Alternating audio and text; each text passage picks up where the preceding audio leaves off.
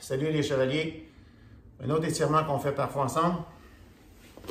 Moi, j'ai un matelas de sport ici. Je peux mettre un coussin confortable en dessous du genou. Vous vous souvenez, c'est l'étirement où on met les mains comme ça au sol. Je vais vous montrer de face. OK, de face, ça a l'air de ça, ou en tout cas un peu en diagonale. Puis là, ça va tirer derrière la jambe ici, derrière la cuisse. Ça, c'est des muscles pour les garçons spécialement, garçons sportifs comme les nôtres, qui vont avoir besoin de beaucoup d'étirements parce qu'ils sont très rigidifiés déjà. Cet étirement-là va leur donner plus d'amplitude de mouvement lorsqu'ils patinent, par exemple, ou lorsqu'ils courent. Puis, ça va augmenter leur performance, leur capacité des jambes de développer de la puissance. Les muscles vont être moins contraints et les articulations moins restreintes dans la capacité de mouvement. Donc, je bouge mon pied comme ça pour pousser mon talon plus loin en avant. Je supporte mon haut de corps avec mes deux mains, mes deux poings. Ça peut être les mains aussi. Ça dépend comment vous êtes confortable. Moi, je suis confortable sur les poings. Donc, ça tire là. Je fais ça 45 secondes à la fois. L'idée, c'est quand je sors, je mets les deux poings du même côté. Je transporte le haut de mon corps, vous voyez, sur mes poings. Je peux enlever la jambe et ensuite, je vais aller faire l'autre. Je vais enlever mon bas, celui-là, je ne l'avais pas enlevé. Même chose, de l'autre côté, ça a l'air de ça.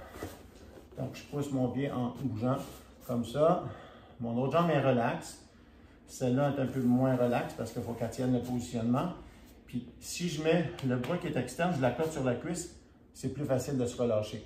Hein? Si mon bras est à l'extérieur, mais ma jambe va faire qu'elle travaille pour rester en position, alors que là, je suis appuyé sur mon bras qui est à l'extérieur de ma cuisse. Puis je respire. Dans tous les étirements, c'est important de bien respirer profondément.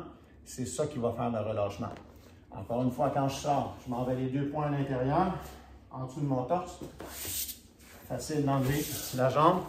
Zéro risque de blessure. Pour les enfants, le risque est une chance sur 1 million de se faire mal. Je ne penserais pas que ça va arriver parce que les enfants vont sentir, si ça tire trop, ils vont aller moins loin, c'est tout. C'est ce que je suggère à chaque fois. Maintenant, un autre étirement que les enfants font souvent, ils font ça au hockey, sur la glace. Vous voyez, les genoux sont comme ça.